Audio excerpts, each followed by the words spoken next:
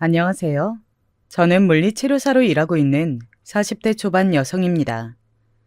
이렇게 제 직업을 밝히면서 특별한 애정은 아니더라도 늘 무던하게 일해왔던 게 새삼 무색하게 느껴지네요. 왜냐하면 요 얼마간 제가 스트레스로 정신과를 다니게 된 이유 중 하나가 제 직업군도 있거든요. 엄연히 따져보면 이 직무에는 아무런 죄가 없지만요. 일단 이런 모든 일이 벌어지게 된 데에는 저희 시댁을 빼고 말하지 않을 수가 없는데요. 저는 정말이지 그렇게 할 수만 있다면 다시는 결혼 안 하고 싶어요. 남편은 그럭저럭 괜찮은 사람인데 이 미친 시댁 때문에 아직도 절로 이가 갈리네요. 이 사정을 말해보자면 솔직히 너무나 어이가 없고 드라마 같은 상황이지만 하나씩 풀어보도록 할게요. 이 모든 것들은 저희 시아버지의 자랑으로 시작된 거나 마찬가지예요. 우리 집안은 말이다. 예전에 우리 아버지, 그니까 네 남편 상철이 할아버지가 엄청난 사업가셨어. 이대로 계속 가지고 사업을 끌어가셨으면 지금쯤 유명한 옷땡기 같은 기업이 되었을지도 몰라. 그런데 그때 그만 나쁜 놈들이 들러붙는 바람에 저는 이 레파토리를 줄줄 다 외우고 있을 수밖에 없는 게 아버님은 어제까지도 저 소리를 하셨거든요. 그냥 진짜 숙명처럼 입으로 뱉고 외우고 하지 않으면 가시라도 돋으시나 봐요. 저도 신혼 세대길 적에는 이 이야기들을 아주 순진하고 공손하게 잘 새겨 들었답니다. 그런데 전체적으로 시댁 분위기가 좀 그런 게 이 상황에 대해 되게 열등감들이 있어요. 그때 나쁜 놈들만 안 붙었으면 진짜 떵떵거리고 잘 살았을 거야. 나만 해도 공부 더 하려다가 못했고 우리 영철이 상철이도 공부를 많이 못 시켰거든. 이놈들이 더 시켰으면 진즉 먼 인물들이 되고도 남았겠지. 하지만 이런 말을 하면 재빨리 찬물을 끼얹고 불을 끄는 사람이 있었으니 그나마 제가 지금까지 결혼 생활을 하고 있는 이유인 제 남편이랍니다. 아버지, 나는 딱 이 사이즈가 끝이에요. 돈 더 줘서 공부시켰어도 어차피 못했고 그냥 할 만큼 한 거야. 큰 인물? 결혼해서 장가가고 애 낳고 키우면 된 거지. 뭘 얼마나 더해. 그러면 아버님은 차남에게 워낙 기대가 없어서 그런지 호통을 치시고 장남을 마구 감싸시는 거예요. 이놈아, 너한텐 처음부터 그렇게 기대도 없었어. 그나마 내가 믿는 건 영철이 녀석이었지. 저놈이 딱 지 할아버지를 닮아가지고 사업도 벌리고 이것저것 하잖냐. 그런데 공부를 좀 더 하고 해서 학벌을 키웠으면 저렇게 고생을 안 했을 텐데 말이야. 이 말의 주인공처럼 나타난 우리 아주머님은 진짜 그 전설의 할아버지의 모습처럼 실제로 사업을 성공시킨 여력이라도 봤으면 좋겠는데요. 그런 건 개뿔 없으면서 자신감은 장난 아닌 사람이에요. 최악인 게 사람 무시도 제법 한답니다.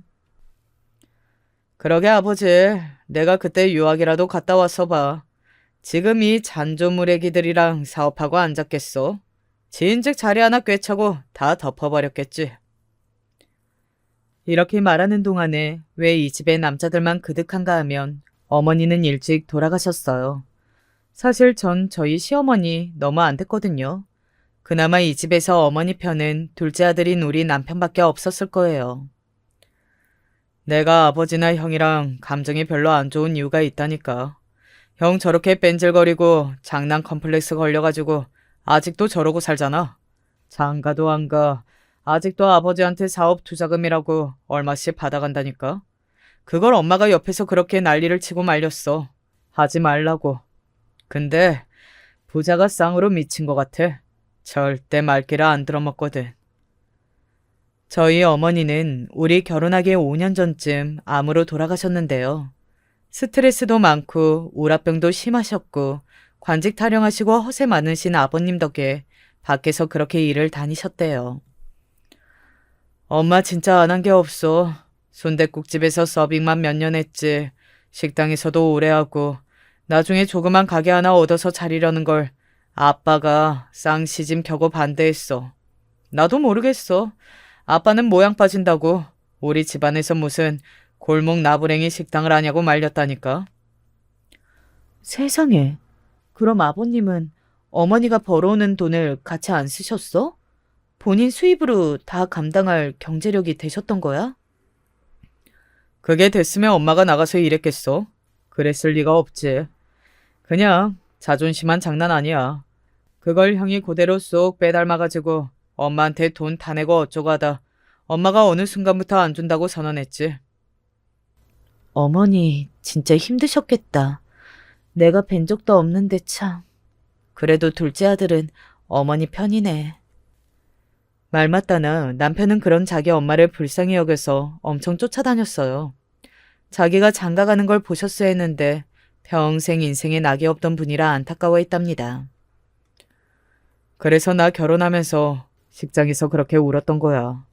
아버지랑 형은 사내 새끼가 찔찔 짠다고 뭐라고 했지만 나는 그때도 진짜 결혼 후에는 이 둘이랑 안 엮이겠다고 결심했지. 그래 놓고서 이렇게 자꾸 부르고 오라고 하는 걸 다 거절 못하는 건 내 잘못이 크지만. 그래, 그건 좀 고쳐봐.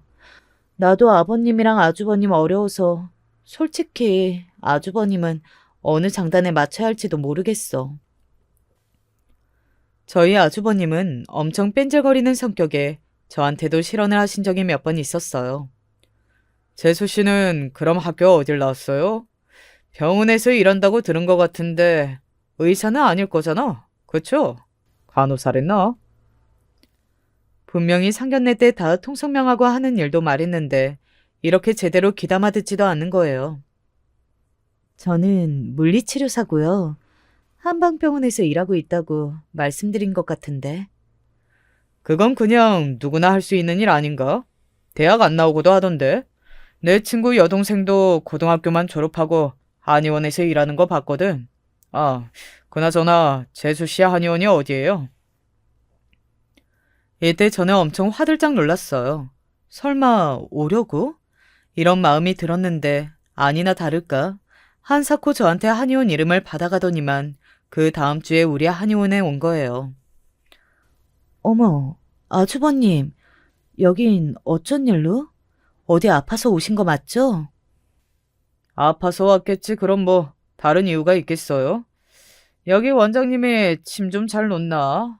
내가 고질병이라서 말이야. 허리가 아주 고장났거든. 아휴, 이때 저는 최대한 가족이라는 걸 들키기 싫어서 그냥 조용조용 넘겨가며 남편에게 재빠르게 연락을 했어요. 남편도 듣고 엄청 기겁을 하더라고요. 아, 진짜 왜 이러는 거야? 자기, 너무 신경 쓰지 말고 냅둬. 솔직히 내가 말한다고 듣지도 않을 텐데 다른 정형외과라도 알아보고 소개시켜줘야 하나? 하지만 남의 말을 귓등으로 듣지도 않는 그 위인에게 통할 리가 없었고요. 결국 여기서 아주 크게 정말 어마어마한 사단이 나고 말았답니다. 이 일을 막았더라면 뭔가 달라졌을까 지금도 생각이 많기는 해요. 아니, 아주버님, 진짜 이게 무슨 얘기예요, 다? 저희 원장님을 소개해달라뇨. 우리 원장님, 한의사예요. 아실 거 아니에요. 제 말에 아버님이 갑자기 치고 들어오면서 빽 하시는 거 있죠? 야, 세계. 너 그 말본새가 그게 뭐냐? 네 아주버님이 한의사 원장 소개시켜달라는 거지. 아, 그럼 뭐 누구 나불랭이를 해달라는 거겠어? 지금 네 아주버님 무시하는 거야? 그러게. 재수씨, 나 기분이 좀 안 좋네. 내가 물어볼 수도 있지. 뒷일은 내가 알아서 할 텐데 재수씨가 뭔데 벌써 자르려고 들어요? 순간적으로 제 속마음이 나와버려서 더 말하지도 못하고 멈추고 있었지만 정말 못 참겠더라고요. 참다 입을 열었어요. 저기요, 아주버님.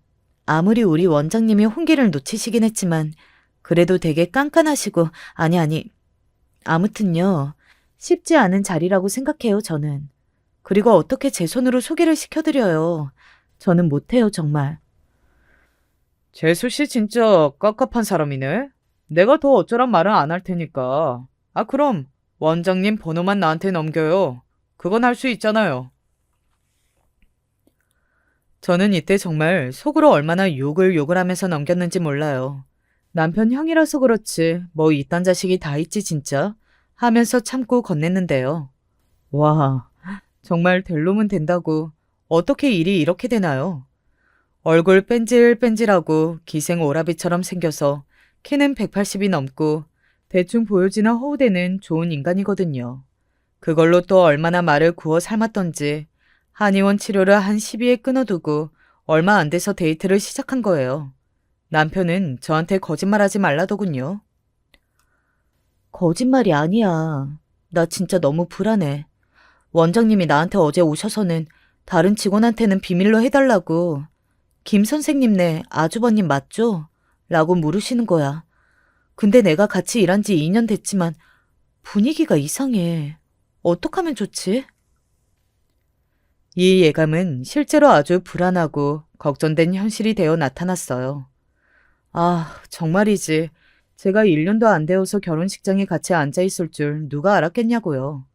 심지어 스몰 웨딩한답시고 양가 어른들만 초대해서 했고요. 한창 결혼식 인원수로 제약이 있던 시기라서 어쩔 수도 없었어요.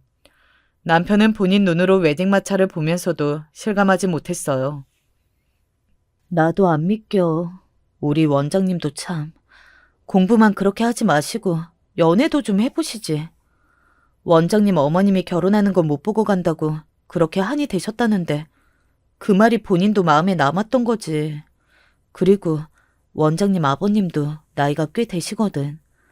그러니 저렇게 입맛 다 맞춰주는 남자 만나니까 결혼하고 싶으셨던 거야. 아무튼 그럼 당신은 이제 형님 동서 관계가 될 텐데 그런 부분들은 좀 잘 정리를 해봐. 근데 이런 걸 특별히 걱정하지 않아도 될 것이 없었던 게 원장님, 그러니까 이제 저에게 형님의 명칭으로 돌아와서요. 형님은 아무렇지도 않게 말씀하시더군요. 이제 동서라는 명칭으로 부르게 되었네요. 김 선생님을 진짜 저 너무 부족하고 늦게 결혼해서 아는 것도 없지만 잘 부탁드려요. 다행히 아주버님이랑 서방님이 많이 환영해 주시고 하셔서 감사한데 저 진짜 아무것도 몰라요. 친정 엄마도 안 계시고 아무쪼록 신세 많이 지겠습니다.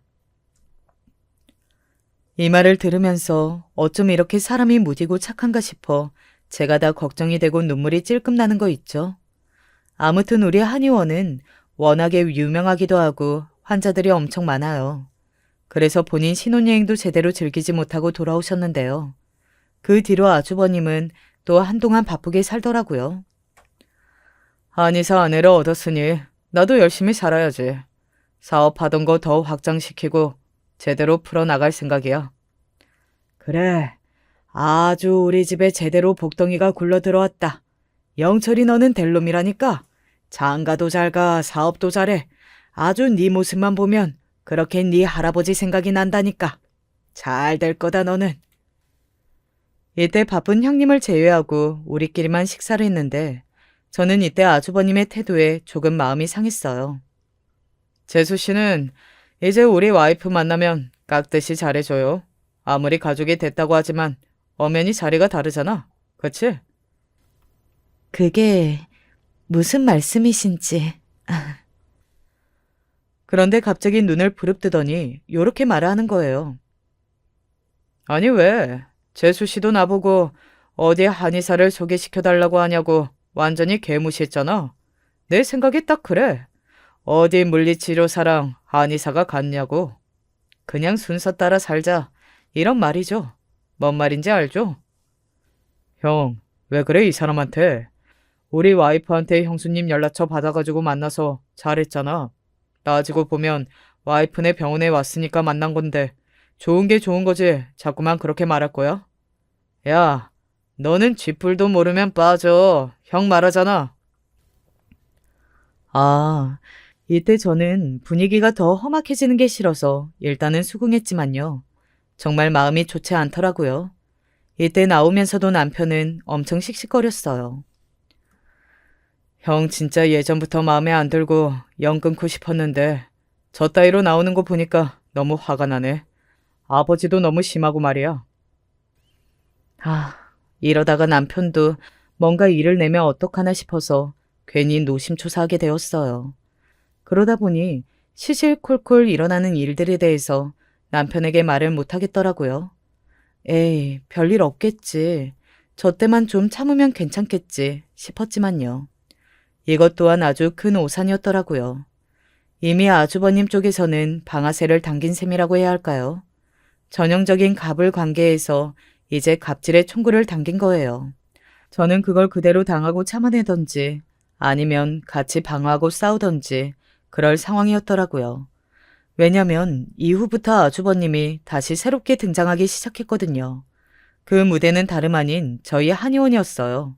사실 이때 아버님까지 오신다는 걸 남편이 말렸어요. 형은 그렇다 치고 아버지가 시아버지랍시고 자꾸 형수님네 들락날락거리면 어떡해? 거기에 며느리 둘이 있다고 자꾸 그러고 가면 안 돼. 진짜. 아휴, 엄마가 없으니 이런 거 말려줄 사람도 없고 내가 다 스트레스네. 내가 한의사 며느리를 들였는데 마음대로 오고 가지도 못하냐? 이놈 웃긴 놈이네. 남편은 한숨을 훅 들이키더니 아버님께 크게 세기를 박았고 아버님은 그 말에 눈이 흔들리시더라고요. 아버지, 사자 직원 며느리 좋다고 자랑하더니 아버지 때문에 다시 잃게 되면 괜찮겠어? 그 귀한 장남이 참도 가만히 있겠다. 이 말에 움찔하신 아버님은 결국 한번 드나들려던 욕망을 낮추시고 포기하셨어요. 하지만 아주버님은 멈출 수가 없었나 봐요. 그 아버지의 그 아들이라고 해야 하나? 본인은 한의사 남편이니까 명분이 있다고 생각했나 봐요. 저도 말 안 하려고 했는데 남편한테라도 하소연해야겠더라고요. 되게 웃긴 거 말해줄까? 나한테 심지어 재수 씨라고 부르지도 않으신다? 똑같이 김 선생님이라고 하시는 거 있지? 우리 한의원에 나랑 형님이 이런 관계가 된 거 모르는 직원분들이 더 많거든. 뭐? 와, 형 진짜 웃기네. 아니, 재수 씨라고 안 부르는 건 어쩔 수 없다 치고 거기 가서 뭐 하는데? 말도 마. 솔직히 오시는 것도 하루 이틀이지. 요즘 한 주간 5일 중에 2, 3일은 꼭 온다니까. 이제 실장님이랑 직원들도 원장님 남편이랍시고 인사는 하는데 별로들 안 좋아해. 막말로 정말 누가 좋아들 하겠나요? 원장 남편이랍시고 와가지고는 같이 데스크 쪽에 서서 둘러보고 앉았고 1층 대기실 소파에 같이 앉아있고요.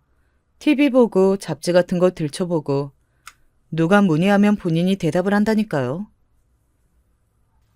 아, 힘드셨구나, 할머님. 아, 그쵸. 네네. 저희 한의원이 입지가 좋은 편이라 할머님들이 많이 오시더라고요. 허리가 안 좋으시다고요? 여기 원장님들 3분이 있으니까 다 잘 봐주실 거예요. 그중 대표 원장이 제일 잘 보는데 워낙 예약하기 힘들어야죠. 이런 말들을 계속하고 앉아있으니 몇몇 분들은 진짜 아주버님이 무슨 총괄 실장님 같은 이미지로 생각했나 봐요. 나중에는 저 말고도 다른 직원들도 좀 쉽게 부르더라고요. 야, 김간호사, 여기 할머니 좀 부축해드려야죠. 그냥 혼자서 들어오시게 하면 어떡해? 할머님, 여기 오셔서 잡으세요. 네네. 아니, 얼른 안 오고 뭐해요? 아, 참. 안에서 새는 바가지 밖에서도 샌다고 어쩜 저렇게 나와서도 젖거린 건지 정말 이해가 안 갔어요. 심지어 이때 형님이 강의가 있어서 자리를 비우면 본인이 원장인 양 데스크에 앉아 있었답니다. 이건 다른 간호사들한테 들은 얘기인데 이들도 슬슬 말들을 하더라고요. 김 선생님, 원장님 남편 진짜 너무 불편하지 않아요? 저 저번에 침 뽑는데도 확 커튼 젖히고 들어온 거 있죠? 그때 진짜 기겁해서 소리 질렀잖아요. 아니, 우리 물리치료사 선생님들이나 부원장님들보다 더한 것 같아요. 원장님은 아무리 남편이랑 신혼이라지만 자꾸 저렇게 부르시면 안 되는데. 세상에? 원장님이 부른 거야, 그럼? 아, 그럼 뭐, 본인도 오케이 했으니까 남편이 저렇게 들어오는 거겠지. 와, 내 남편이 내 직장 와서 저러고 다니면 진짜 가만 안 둬. 나는 이제 원장님까지 약간 서운하고 미워질 정도야. 아, 왜 저렇게 참견질하는 거야, 진짜? 아, 좀 심하신 것 같긴 하네요. 저는 다른 층에 있어서 직접 부딪히지 않는데 1층 데스크에 계속 있으면서 참견하시면 힘들겠어요. 사실 여기까진 저도 그냥 두런두런 험담하는 자리에 끼긴 했는데요. 갈수록 비난하는 수위가 거세지니 이 안에 있기가 불편하더라고요. 절대로 아주버님을 편들어서 그런 게 아니라 이분들은 제가 아주버님과 가족인지 모르고 있으니까요. 장난 아니야, 원장님 남편. 저번엔 탕약실 한 선생님이 그러시는데 거기까지 들어와서 참경질을 하더래잖아. 근데 되게 여우같이 말을 하는 거야, 남정네가 말이야. 네? 여우같이 말한다는 게 뭐예요? 이 부분은 저도 궁금해서 흥미가 생겨 물었는데요. 확실히 아주버님은 보통 내기가 아니었어요. 실실 웃어가면서 뭐 수고가 많고 어쩌고 하면서 초반에 칭찬을 하더니 나중에는 핸드폰 보면서 일하지 말라고 뭐라 뭐라 말을 하더래. 한 선생님이 딸이 고3이니까 수시로 학원이랑 챙겨주느라 전화했는데 말이지. 아니 상황이 어찌 되었던 간에 모두가 불편해하고 있는 것은 확실해 보이더라고요. 아이고, 너무들 불편하시겠네요. 저도 뭐 마찬가지이긴 하죠. 근데 그걸 누가 원장님께 말을 할 수도 없고, 그쵸. 저러다가 적당히 발길을 끊으시길 바랄 수밖에 없잖아요. 대충 이렇게 얘기를 맺었는데 그 일주일 뒤 금요일 저녁 다 같이 회식이 있었는데요. 아니나 다를까 그날도 아주버님은 오셨답니다. 근데 말이죠. 하필 이때 형님이 너무 아무렇지도 않게 본인 남편을 옆에 앉히고 다정하게 식사를 하시는 거예요.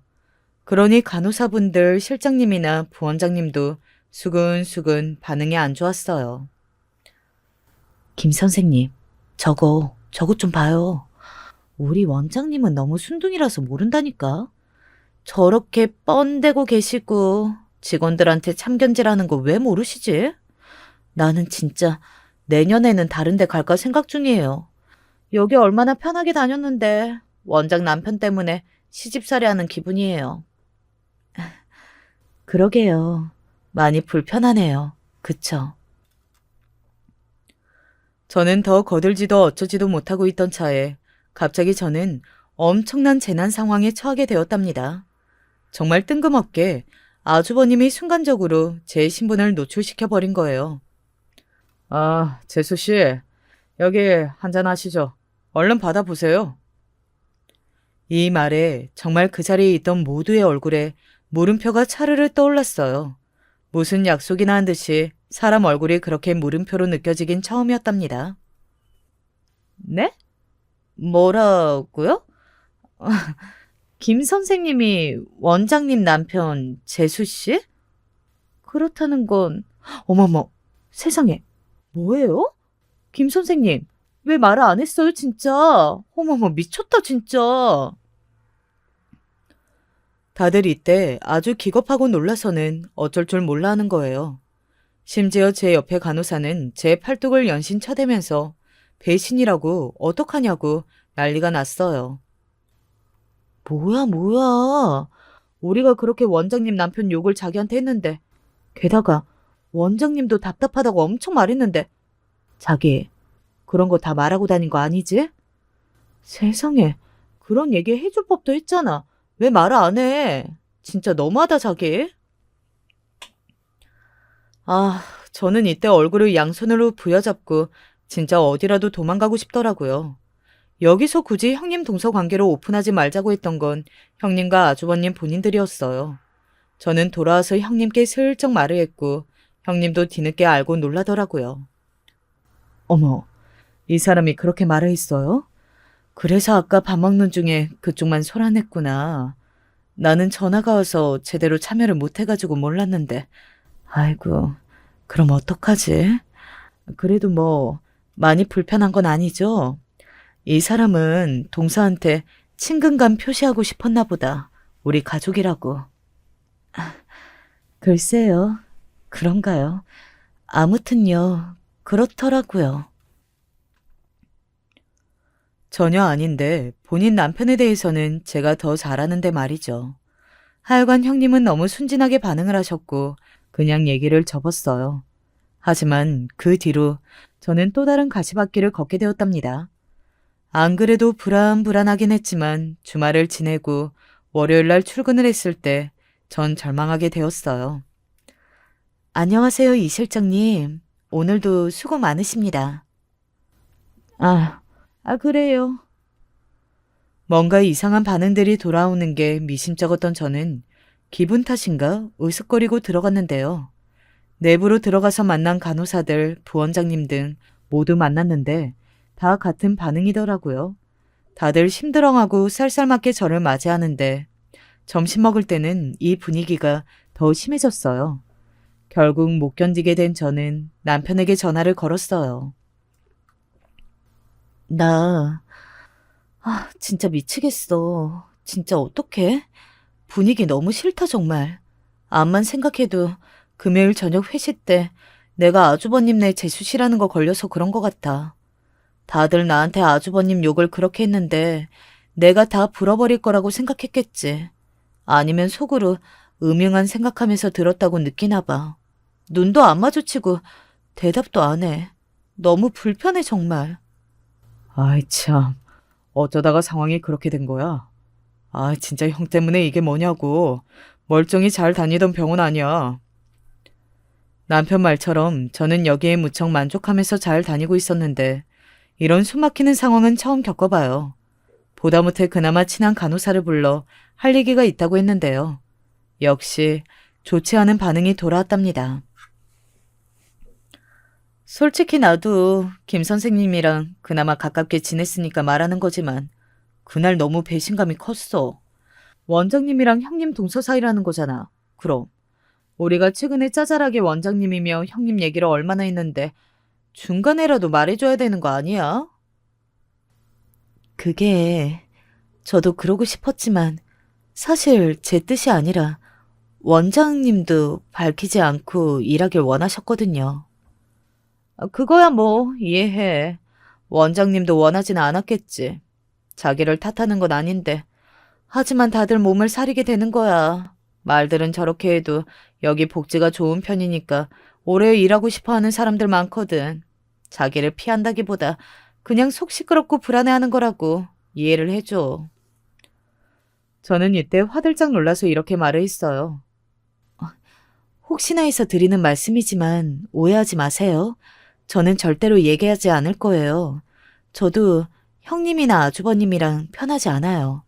자주 보지도 않고 왕래도 안 하고 이렇게 말씀드리면 좀 그렇지만 저기 아주버님은 저도 편하지 않고 대화도 잘 안 해요.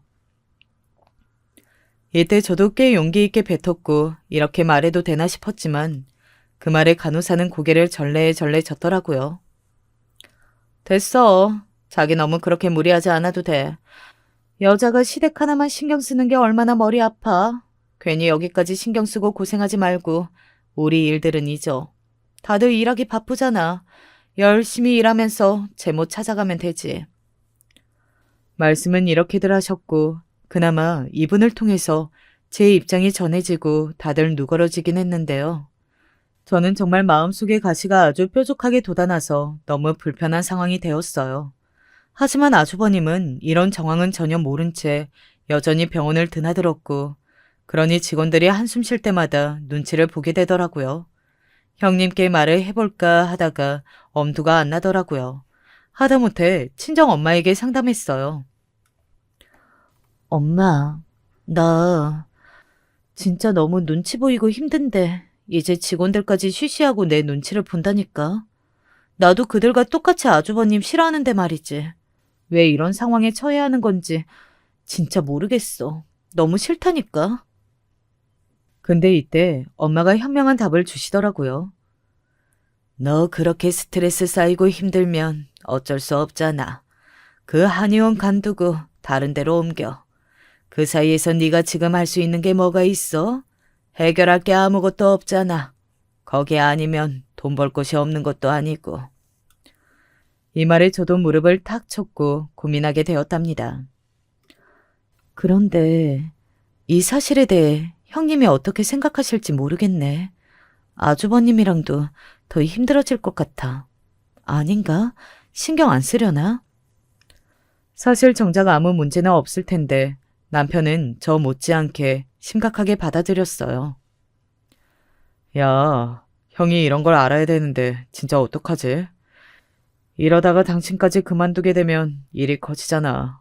그만두지 마. 당신이 왜 간도? 씩씩거리는 남편을 보니 이대로는 안 될 것 같아서 저는 결국 실행에 옮기게 되었답니다. 몰래 몰래 다른 곳에 지원을 했고 시간을 내서 면접일까지 약속을 받아놨어요. 그걸 기다리고 있던 중 저는 정말 이직에 대한 확신이 강렬해지더라고요. 왜냐면 아주버님은 갈수록 정도가 심해졌거든요. 교묘하게 우리 남편이 늦고 형님이 늦으시는 날만 저를 부려먹는 거예요. 재수 씨, 이 집에 둘이나 늦게 오니까 아무래도 재수 씨가 일찍 와서 음식을 좀 해야죠. 늙은 아버지가 그걸 혼자 다 할 수는 없잖아. 간단하게 뭐라도 좀 만들어서 준비를 해요. 우리 집이 제사가 있길래 뭐래. 아버지가 의사 며느리랑 같이 밥 먹자고 자리 만들었는데 의사 며느리가 와서 밥할 순 없잖아. 생각해보면 저도 참 바보 같아요. 어떻게 저런 말을 듣고 꾹꾹 혼자 참고 남편한테 말 안 하고 그냥 했었을까요? 아주버님이 당신 너무 세 보이고 못됐고 강자로 보이니까 참았나 봐요. 그리고 이직도 생각하고 있었고요. 근데 이날 늦게 온 형님은 뒤늦게 설거지라도 본인이 하겠다고 했는데 아버님이 또 말리시는 거예요. 어허, 엄연히 서열이 있고 자리가 다른데 당신은 하지 마. 이건 재수 씨가 원래 하던 일이야. 그냥 편히 맡겨. 이미 준비도 다 했는데 지우는 게 뭐가 힘들어. 아이 참. 그럼 당신이 같이 돕던가.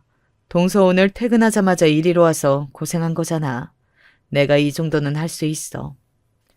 이때 같이 설거지를 하는 동안 저도 모르게 마음이 약해져서 힘겹게 말을 꺼냈는데요. 이쯤 되면 형님 정도면 받아주지 않을까 싶었는데 너무 의외였어요. 아, 저 사람 오는 게 불편했구나, 동서. 그런 줄은 몰랐네. 근데 직원들도 힘들어한다고? 그래서 동서 생각은 어떤데? 어머머, 그래서 이직 생각을 하고 있는 거야? 여기까지 말했음 다 말했다 싶어 저도 침을 꿀꺽 삼키고 있는데 돌아오는 반응은 참 김이 빠지더라고요. 그런데 저 사람 성격 동서도 어느 정도 알지 않아? 사업가 스타일이라 대쪽 같기도 하고 결혼할 때도 내가 엄마 없이 아빠랑만 살아온 거 안타깝게 생각하고 본인도 사업해봤으니 잘 알아서 내가 한의원 혼자 운영하는 것도 신경 써주고 싶어 했어. 이쪽 일을 잘 모르는 사람이라 서툴긴 하지만 너무 나쁘게 보지만 말고 동서가 좀 도와주면 안 돼? 우리가 이런 관계가 된 것도 인연이잖아. 하여간 배운 사람이라 그런지 이렇게 상황을 유하고 부드럽게 아주 스리스쩍 아무렇지도 않게 설득을 잘 하시더라고요. 저도 듣는 중에 진짜 우리 아주버님을 무슨 사고 뭉치지만 정말은 꾸러기 정도의 사람으로 착각할 뻔했어요. 하지만 그 말에 돌아서서 아주버님을 다시 쳐다보니 절 보고 뭘 보냐는 듯 쏘아보는 그 눈빛에 다시 정신을 차렸어요.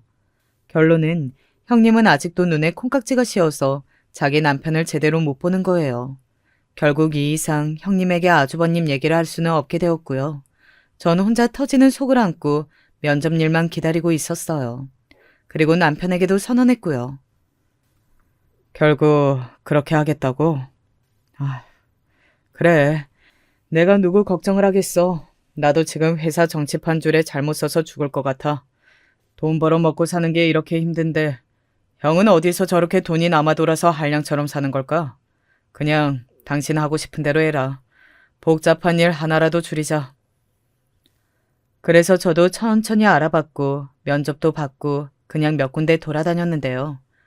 다행히 감사하게도 두어 군데에서 저를 좋게 봐주셨고 결정 여부는 제 쪽으로 건너왔더라고요. 그리하여 저는 마음을 굳혔고 결국 형님에게 말을 했어요. 아이고, 동서, 많이 서운하네.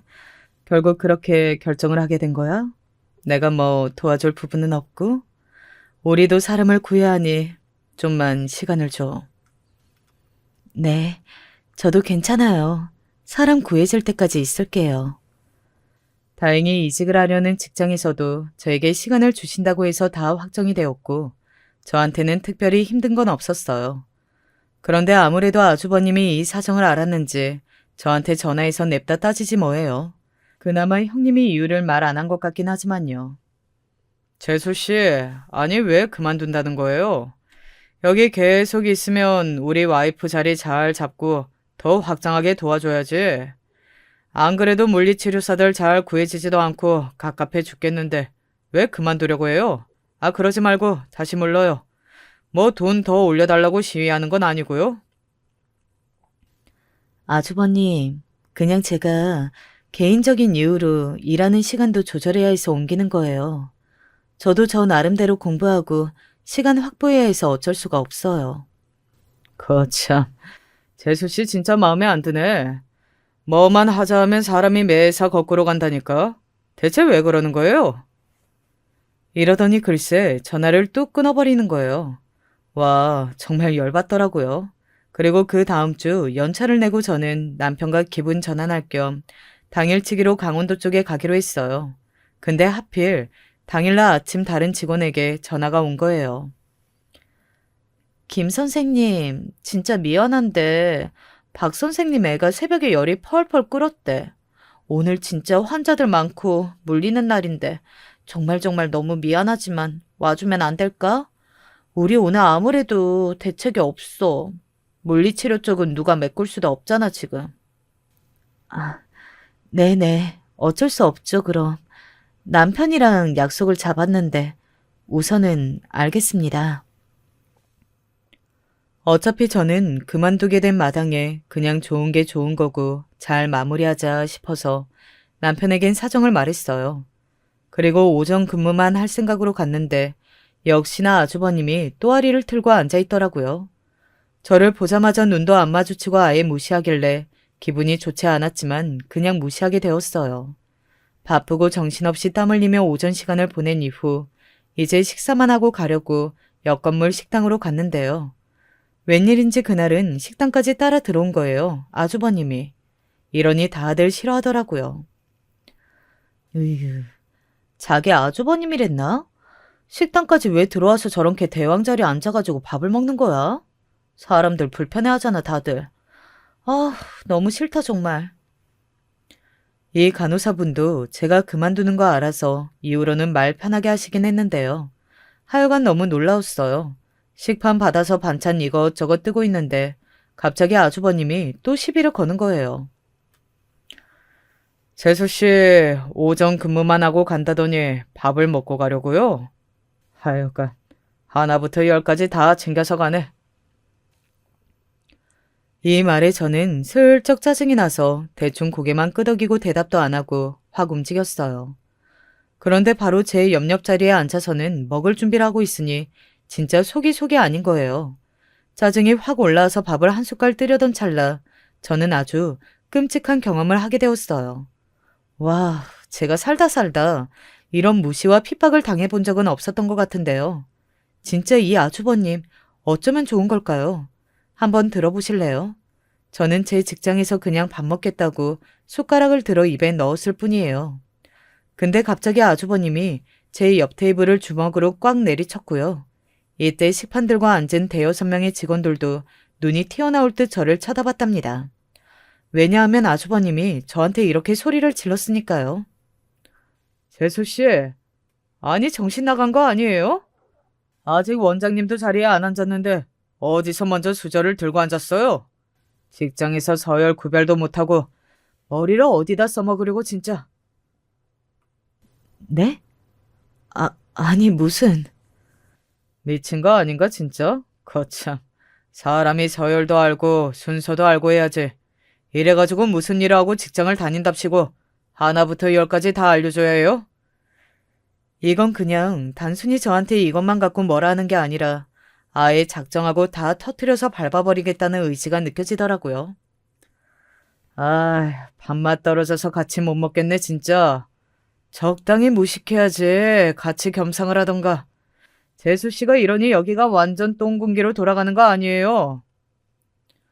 이때 정말 순간적으로 형님이 훅 들어와서는 형님 역시 꽤나 놀란 얼굴로 아주버님의 어깨를 잡았어요. 여보, 왜 이러는 거야, 지금? 김 선생, 아니, 그래. 동서한테 왜 그러냐고. 물리치료사 따위가 이런 식으로 원장님한테 개기니까 병원 기강이 이 모양인 거야. 여보, 당신 너무 봐주지 마. 재수 씨는 맨날 이따위라니까. 나도 무시하고 당신도 무시하는 거라고. 여기 굴러가는 거 보니까 하나부터 열까지 싹 다 컨설팅 다시 받아야 해. 나는 지금 재수 씨 야단치는 거야. 이러면서 얼얼하게 숟가락을 내려놓고 고개를 숙이고 있는 저에게 계속 이렇게 소리를 지르는 거예요. 정신 똑바로 차려요, 재수 씨. 여기 집 아니고 직장이라고요. 그리고 엄연히 병원 위에서 제대로 규칙을 지킬 줄 알아야지. 오래 일했다고 머리만 커져서는 뭐가 똥인지 뭔지 구분도 못하고. 이때 갑자기 누군가가 저와 아주버님 사이로 훅 들어왔고 남편은 아주버니의 뺨을 그대로 가격해버렸어요. 진짜 순식간에 번갯불에 콩 볶아먹듯 지나가버린 일이었답니다. 그니까 제대로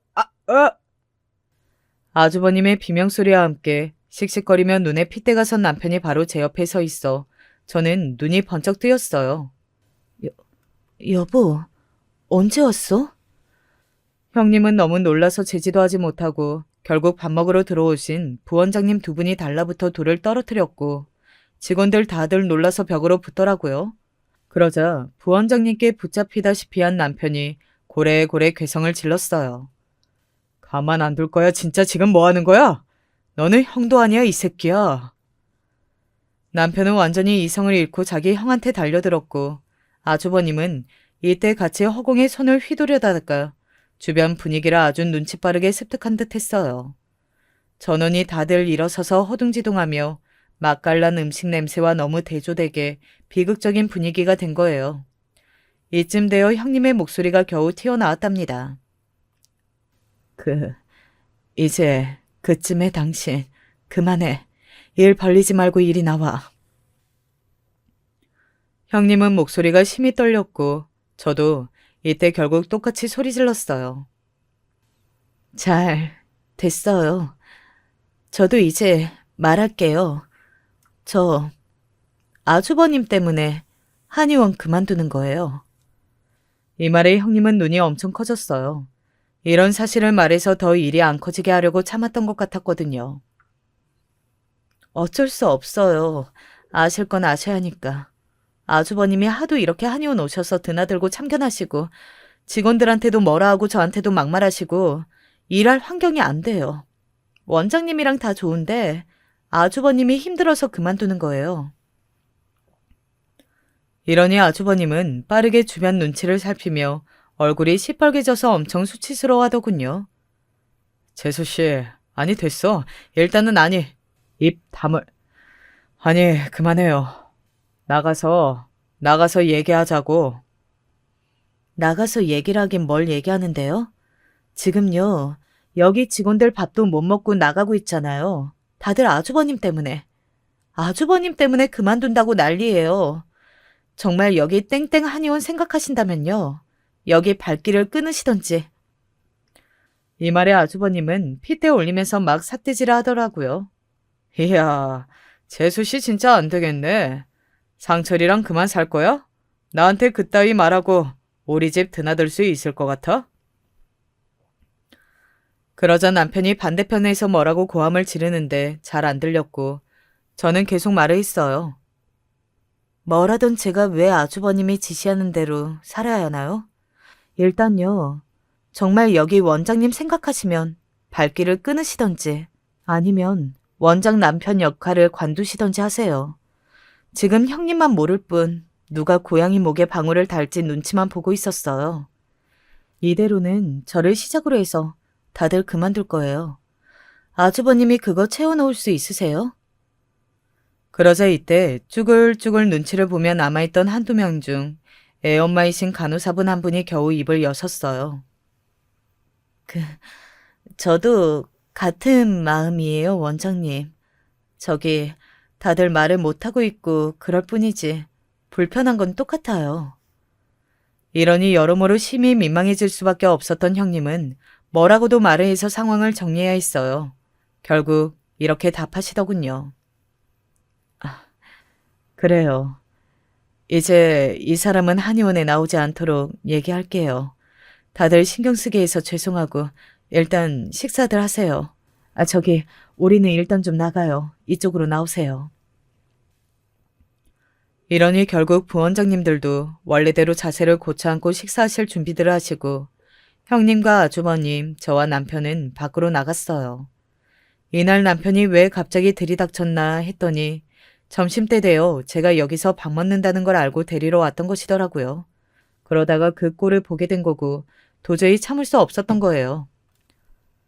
그리고 이렇게 4시 건물 앞에 나왔고 여기서 형님은 아주 빠르고 조근조근하게 아주버님에게 말하더군요.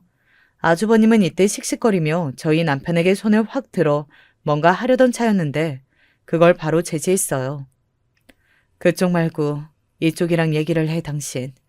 저기 호의는 알겠지만 당신 사업한다는 사람이 당신 일과 내 일은 분명하게 구분은 해야지. 컨설팅이니 그런 내용 다 좋지만 나는 그냥 내가 하던 대로 해야 해. 이미 오늘 분위기만 봐도 당신은 이제 여기 올 수 없어. 그리고 결론은 당신으로 인해 나는 아주 힘들어졌어.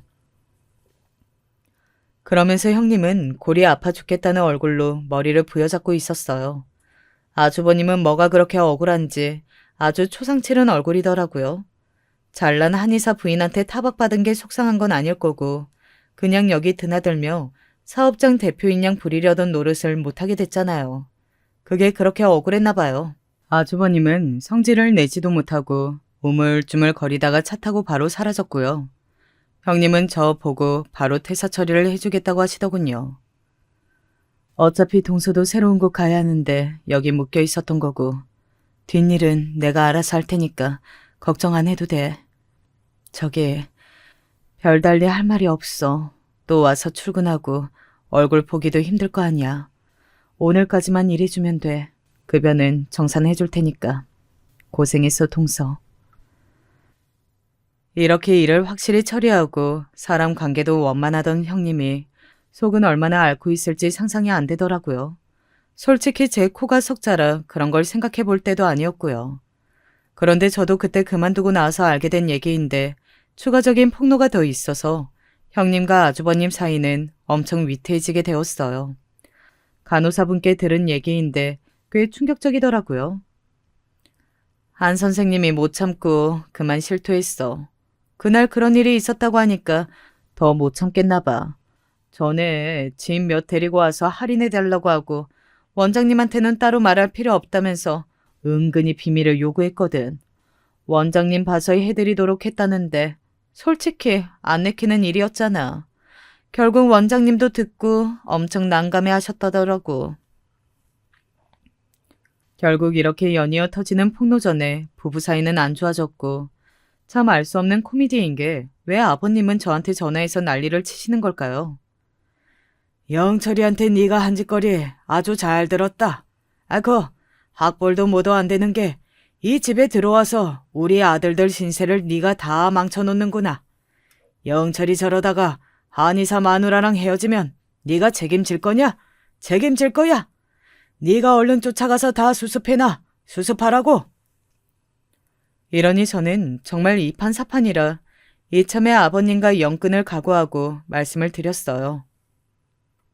아버님, 저 진짜 너무 모욕적인 말씀을 들은 것 같은데요. 제가 그동안 좋게 해결하려고 했는데 안 되겠네요. 왜요? 제가 아들 신세를 망친다고요? 저보고 쫓아가서 수습하라고요? 제가 그냥 참고 있던 내용 형님께 다 불어서 이 꼴 저 꼴 다 보시는 게 좋으시겠나요? 저도 사람이고 감정이 있어요. 아주버님이 저한테 함부로 하신 것들 가만히 참고 넘기니까 웃어 보이시나요? 제 말에 아버님은 움찔하며 자기 아들은 잘못한 게 없다고 계속 하시더라고요. 그렇게 자신 있으시면 제가 형님 만나서 뭔 소리를 해도 가만히 있으세요. 그럼 큰아들이 평소 얼마나 작은 며느리를 무시하고 함부로 했는지, 마누라 한의원 갖고 얼마나 으스댔는지 다 얘기할 테니까요. 판단은 형님이 하시겠죠. 그러자 아버님은 일순간 조용해지셨고요. 저는 이날 이후로 2번 다시 아주버님과 아버님과 서로 목소리를 들을 일은 없게 되었어요. 남편도 그리해도 된다고 했고 이후 근황은 조금 들었답니다.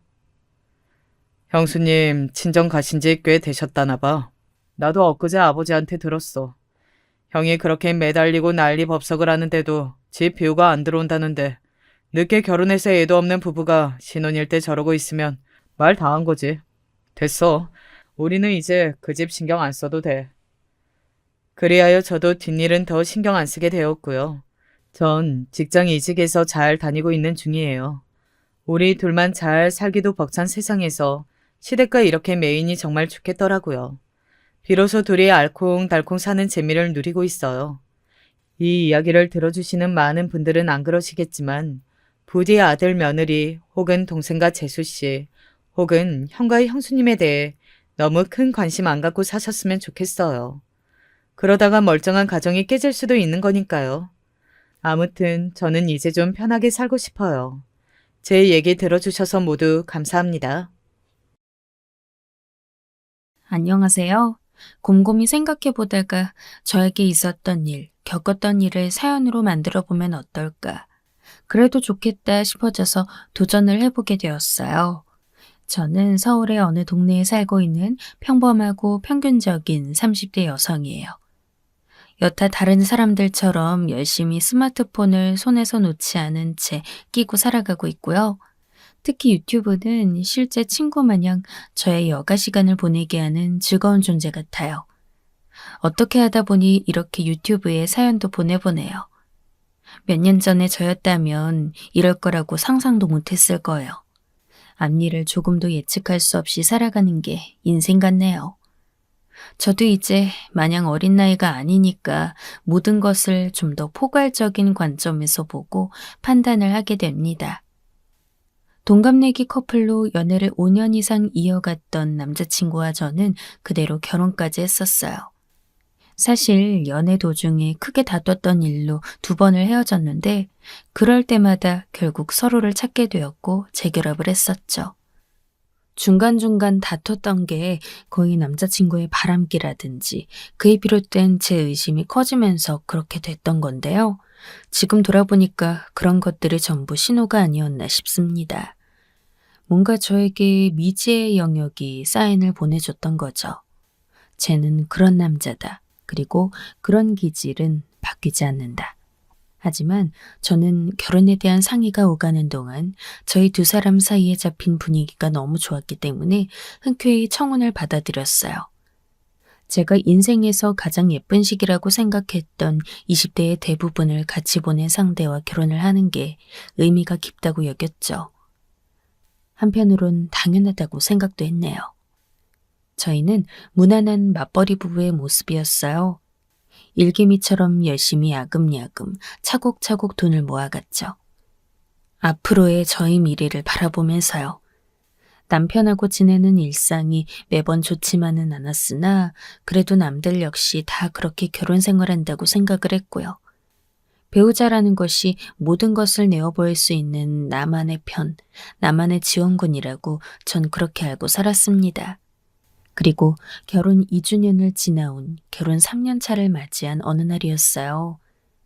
점심을 먹고 자리로 돌아와 쌓여있던 업무를 한 번에 열심히 처리하고 퇴근 전에 조금 여유로운 시간을 보낼 작정이었죠. 그런 계획을 가지고 집중해서 일을 거의 다 처리해놨는데요. 한숨 돌리던 타이밍에 제 인스타그램으로 웬 대화 알림이 날아들었어요. 혹시 SNS를 전혀 안 하는 분들도 계실까요? 웬만한 사람들은 다 알고 또 대부분의 젊은 층 사람들이 하고 있는 게 SNS 중에서도 인스타그램인데요. 자기 계정에다 사진이나 영상을 올리면 그런 일상이 공유되는 거예요. 특히 연예인들은 안 하는 경우가 없죠. 저도 제 계정을 가지고 아주 소소하게 관리하고 있었습니다. 맛있는 식당을 가거나 예쁜 풍경이 눈앞에 펼쳐지면 그 광경을 주로 찍어서 올렸어요. 그리고 남편하고 데이트하는 일상도 공유를 했었고요. 그런 제 계정에 누군가 게시물에 댓글을 단 게 아니라 DM이라고 해서 개인적인 대화를 걸어온 거예요. 무심코 알림을 확인하고 그 대화방을 눌러본 저는 인사말을 보내온 상대에게 누구시냐고 답장을 전송했습니다. 그리고 저는 점점 그 대화에 집중하게 되었죠. 이윽고 경악에 찬 비명을 사무실 한가운데서 소리 없이 질러냈어요. 의지를 벗어나 손이 자동으로 덜덜 떨린다는 게 뭔지 그때 처음으로 체감했죠. 주변 동료들의 눈치를 살피다가 핸드폰을 들고 화장실로 달려갔어요. 그리고 대화 내용을 침착하게 다시 살펴보았습니다. 대화 상대는 자기가 제 남편의 회사 동료라고 했습니다. 제 남편의 행실을 와이프인 저에게 폭로하고 싶다고 한 겁니다. 최 대리님에게는 공공연한 오피스 와이프가 있습니다. 혹시 섣불리 밝히거나 끼어들었다가는 가정 파탄으로 이어질까봐, 그러면 눈치를 보고 회사 생활하게 될까봐 모두가 입 다물고 지낸 지가 오래됐습니다. 원망의 화살을 받고 싶은 사람은 아무도 없으니까요. 그런데 저는 양심이 찔리고 보기가 너무 괴로워서 결국 이런 방법으로 알려드리게 되었습니다. 자기가 누구인지, 그리고 모든 사람들이 알고 있다는 남편의 오피스 와이프가 누구인지, 그건 실명으로 밝히기 곤란하다고 했어요. 저에겐 마른 하늘에 떨어진 날벼락, 그야말로 청천벽력 충격 그 자체였어요. 익명의 제보자를 향해 저는 이게 다 무슨 말들이냐고 좀 더 자세히 풀어달라고 말했으나 그것에 관해선 답장이 돌아오지 않았습니다. 저는 아픈 머리를 부여잡고 자리로 돌아와 초조하게 핸드폰을 살피기를 반복했어요. 일이 다시 손에 잡힐 리가 없었죠. 그리고 몇 시간 뒤 익명의 제보자였던 그 대화 상대는 사라져 있었습니다. 그 계정을 따라 들어가 봤지만 아무것도 없더라고요. 애초에 저에게 남편의 일을 밝히기 위해 개설했던 계정이었던 것으로 파악이 됐어요. 그 말이 사실일까? 그렇다면 도대체 누구일까? 별별 생각들로 머리가 아파 퇴근까지 제 상태는 말이 아니었습니다. 갑자기 안색이 창백하게 질려 있으니까 옆자리 동료도 점심 먹은 거 체했냐면서 그렇게 걱정해 주더라고요. 남편을 시기한 누군가가 부부 사이를 이간질하려고 부린 농간일 수도 있다고 생각했어요. 그럴 수도 있다고 봤죠. 제발 그러기를 바랐어요. 아니, 그래야만 했습니다. 이런 엄청난 정보를 접한 후 당장 뭘 어떻게 해야 하나 고민에 빠져든 저는 그때 임신 10주차를 맞이한 임산부였기 때문입니다. 손끝이 저릿했고 심장은 고장난 것처럼 자꾸만 마구 뛰어댔습니다. 마음의 평정을 찾아보려 했지만 그게 잘 안 됐습니다. 그날 저녁 집에서 마주한 남편이 다르게 보였던 것입니다. 불과 2주 전만 해도 임신 사실에 둘이서 얼싸안고 기뻐했던 부부가 바로 저희였어요. 도저히 믿어지지가 않았어요. 남편에게서 딱히 수상한 낌새를 느껴본 적도 없었고요. 그렇기에 완전히 남편을 향한 의미일 확률이 훨씬 더 높다고 여겨졌는데요. 저는 아내로서 찝찝한 구석이 하나 있긴 했습니다. 한 주에 최소 한 번이라도 꼭 야근하는 남편. 한 달에 한 번이나 두 번은 반드시 주말에 개인 약속 있다고 나가는 남편이요. 이 고정적인 생활 리듬이 신경 쓰였어요. 같은 회사 사람이 불륜 상대라고 친다면 더더욱 신경 쓰이는 점이었죠. 대체 야근 때마다 뭘 하고 있었을까 싶었거든요. 차마 가족에게도 쉬이 털어놓을 수 없는 고민이었고 저는 혼자 싸매고 있을 수는 없어서 고등학교 동창이었던 절친에게만 이 사실을 알려주며 상담을 청했습니다. 그림쟁이 프리랜서라서 시간 조절이 자유로운 친구거든요. 친구와 머리 맞대고 상의를 하면서 저는 남편 물건들을 뒤진 흔적이 안 남도록 열심히 살펴보기 시작했어요. 과감하게 시간대를 계획해서 남편 차의 블랙박스를 뒤져보는 것도 성공했죠. 하지만 특별한 건 없었습니다. 이쯤 되니 남편이 결백한 건가 싶었어요. 하긴 정말로 불륜을 저지르고 있다면 그렇게나 증거가 안 남을 수가요. 기분이 싱숭생숭한 채로 몇 주를 계속 그러면서 지내고 있으니까 남편 눈에는 제가 임신 도중이라 컨디션 난조를 겪고 있는 거라고 비춰졌나 봐요. 주말에 강원도로 바람 쐬러 놀러 가자고 먼저 말하더라고요. 되게 좋았어요. 왜냐하면 항상 주말 시간을 써서 어디 가자고 하는 쪽은 언제나 저였거든요. 제가 먼저 얘기를 안 꺼냈는데 주말에 놀러 가자고 남편이 그런 것은 그때가 결혼한 이후 거의 처음이었습니다. 저희는 같이 어디 나갈 때면 운전은 항상 남편이 했고요. 꼭 제 차를 가지고 갔어요. 이번에도 남편이 당연하게 자기 차가 아니라 제 차를 타고 가자고 하더군요. 아침 일찍 출발했다가 강원도 가서 점심 먹고 돌아다니다 일찍 저녁 먹고 밤이 깊기 전에 돌아왔어요. 아파트 주차장에 들어섰는데 주차 공간이 마침 남편 차 옆에 딱 나 있는 거예요. 내 차가 그렇게 편한가? 비슷하지만 장거리라면 남편 차가 더 나을 텐데. 전 그런 생각을 하며 차에서 내렸죠. 그런데 뭔가 말로 설명하기는 어려운 그런 섬찟한 느낌이 남편 차를 보면서 드는 거예요. 저도 모르게 남편의 차를 가만히 쳐다보았어요. 그날 자려고 누워서도 계속 뒤척이기만 했어요. 시계를 보니까 벌써 새벽 1시가 넘었더라고요. 남편이 곤히 잠든 것을 확인하고 나서 옷 챙겨 입고 그 새벽에 주차장으로 내려갔습니다.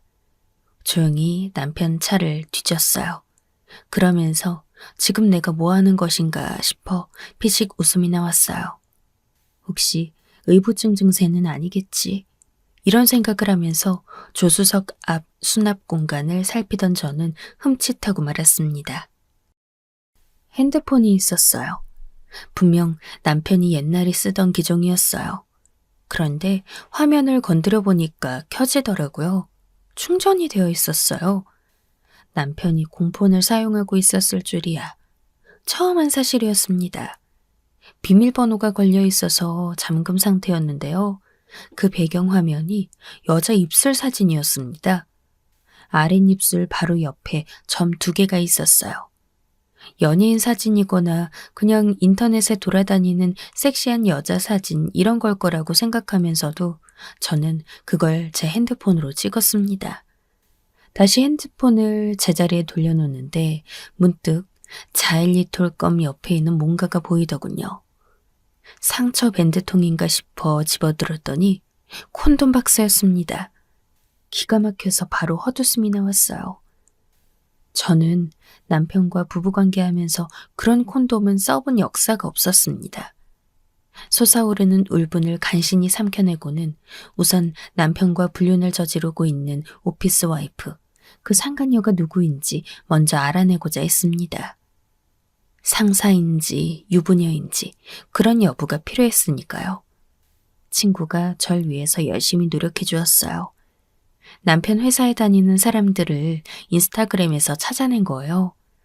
몇 명만 찾으면 거기에 남겨진 흔적을 통해 다른 사람들도 찾아낼 수 있다고 친구가 그랬었는데 그 말 그대로였어요.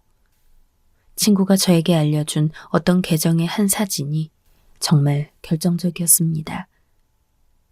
누가 자기 부서 사람들이랑 커피 쏘기 사다리 게임을 한다면서 사진을 올린 것이었는데요. 맨 끝에 있는 여자 봐봐. 사진 확대해보면 입술에 점 있는 것 같지 않아? 친구의 지적대로 사진에 찍힌 여자 중 한 명이 입술에 점을 달고 있었습니다. 확대해서 흐릿하긴 해도 점 2개가 맞는 것 같았어요. 그리고 이 여자를 보니까 제가 문득 떠오른 기억이 있었습니다.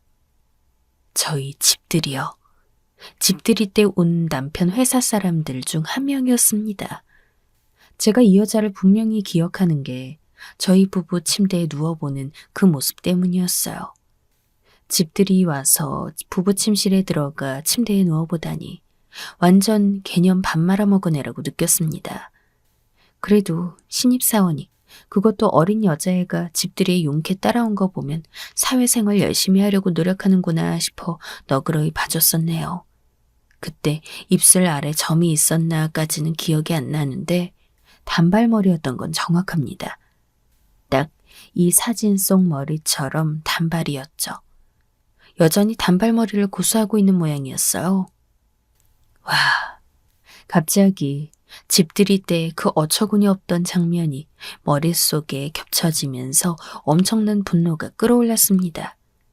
그때부터 둘이 이미 붙어먹고 있었거나 아니더라도 최소한 미묘한 감정들은 있었다는 것이겠죠. 설마 전에 봤던 걔가 그 후로 남편의 공공연한 오피스 와이프가 되었고 상간녀가 되었다니 미칠 노릇이었어요. 농락당한 기분이었습니다. 어느새 볼록 나와 있는 아랫배를 저는 가만히 어루만졌습니다. 저보다 어린 미혼녀가 불륜 대상이었으니 남편이 대단한 진심은 아니지 않을까 그런 생각을 해봤어요. 저의 임신 이후로는 둘이 정리가 되지 않았으려나 했던 것이죠. 얼마나 어떻게 만났든 회사 사람들은 그 모습만 봤던 거고 이제는 둘 사이가 다르지 않을까 전 그렇게 여겼어요. 어떻게든 면죄부를 주고 싶었나 봐요. 몰랐다면 계속 살았을 만큼 남편과의 결혼 생활 문제는 크게 없었으니까요. 너 바람 피워? 그래서 저는 대놓고 남편에게 물어봤어요. 남편이 바로 당황하더라고요. 제가 먼저 패를 까는 것은 당장 정리하라는 의미와도 같았습니다. 갑자기 바람이라니. 사실 오래전부터 몇 번 촉이 왔었는데 지금 처음 말하는 거야. 나 임신했으니까 임신한 와이프 두고 밖에서 몸 굴리는 더러운 짓 안 할 거라고 생각해. 믿어도 되지? 제 질문에 남편은 사색이 되어서는 정신없이 고개를 끄덕였어요. 표정 관리 못하는 걸 보니 속이 쓰렸습니다. 저건 불륜 맞다고 확인해 준 거나 다름없었죠. 남편과 상간녀는 이제껏 따로 증거를 안 남겼을 만큼 치밀했을 수도 있지만 어쩌면 그만큼 별로 안 깊은 사이일 수 있다고 전 그렇게 생각을 했습니다. 하지만 며칠 뒤 남편이 말도 없이 퇴근이 늦어지더니 늦은 밤에 만취한 채로 집에 돌아왔어요. 왜 이렇게 마셨냐고 물어봐도 실실 웃기만 하고 완전 취했더라고요. 옷 갈아입으라고 하니까 싫다면서 바로 침대 위에 엎어졌습니다. 제가 남편 겉옷부터 편하게 벗겨주려고 했는데 그러다가 뒷목을 보게 되었어요. 붉은 자국이 있었습니다. 이건 분명 성적인 접촉으로 남긴 것이었어요. 그것도 얼마 안 된 것 같은 입으로 낸 흔적이었습니다.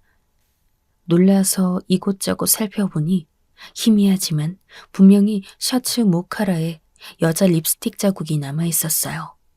결정적으로 셔츠 안에 받쳐 입었던 얇은 반팔티가 뒤집어 입은 채였습니다. 아침엔 똑바로 입은 거 제가 출근 준비하면서 봤었는데요. 열받아서 머리가 돌아버리는 줄 알았어요. 제가 울며불며 난리를 피웠고 남편은 정신을 차린 대로 제 앞에 무릎을 꿇고 앉아 사과했습니다. 죽을 죄를 지었대요. 그 말을 듣고 제가 화가 가라앉을 리가 만무했죠. 상간녀 번호를 알아내서 연락했습니다. 정리하라고 경고했어요. 회사에 이거 다 뿌리고 둘 다 매장시켜버리는 수가 있어요. 내 남편은 그렇다 쳐도 그쪽은 아직 어리고 창창한 나이에 앞길 망치고 싶어요? 판단 똑바로 해요.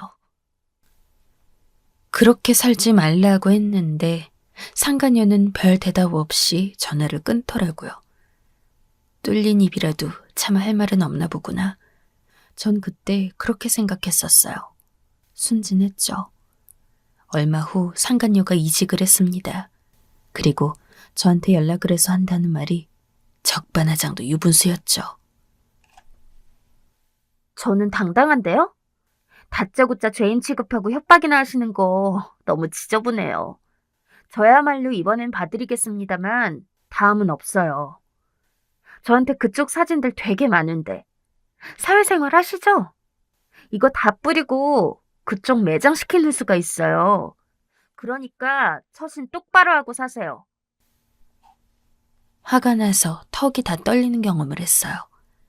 도저히 그냥 지나칠 수 없는 내용이라서 남편을 족쳤습니다. 잠금 걸어놨던 옛날 폰, 그걸 가져다가 제가 확인을 해봤는데 카카오톡이 풀려있더군요. 자료 보관을 안 하고선 로그아웃 해버려서 모든 게 날아간 모양이었어요. 너 진짜 솔직히 말해. 내 사진, 우리 부부 사이에서나 볼 법한 그런 것들 그 여자한테 보여줬어? 제가 간신히 이성한 가닥 붙잡고 남편에게 물었는데 아니라고 잡아떼는 표정에서 흔들림을 잡아내고 말았습니다. 설마 보내줬니? 보고 실컷 비웃으라면서 내 사진들 보내준 거야? 아니라면서 고개를 흔드는 남편의 모습이 거짓말이라는 것을 제 본능이 알아채지 못했기를 바랐지만 저는 다 느껴버렸어요. 이성을 잃은 미친년이 되어 울며불며 난리를 쳤습니다. 남편이 제 앞에서 무릎을 꿇고 엎드려 비는 모습도 그저 중후스럽고 가증스러웠어요. 저의 일상은 완전히 박살이 나 있었습니다. 그런 채로 드디어 저는 상간녀를 마주했습니다. 연락에 응하지 않더니 제가 정말로 당당하다면 나오라고 하니까 만나러 나와주더군요. 태어나서 이렇게 뻔뻔한 사람을 처음 봤어요. 주변에 사람이 없는 카페의 구석자리에서 마주보고 앉았어요. 제가 왜 그랬냐? 둘 사이 처음부터 그랬던 거 맞냐? 어느 정도로 진지하냐? 이런 것들을 물었을 때 상간녀는 시종일관 어떨 것 같아요? 어땠을 것 같아요? 잤을 것 같아요? 이렇게 저를 비꼬고 또 비웃었습니다. 얼굴만 봐서는 청순하고 단정한 인상이었는데 진짜 사람은 외모로만 판단해서는 안 된다는 게 진리더군요. 제가 하도 기가 막혀 헛웃음을 지으니까 저를 따라서 상간녀가 웃었습니다. 시든 꽃에 물을 주는 것도 얼마나 지겹고 힘든 일이에요.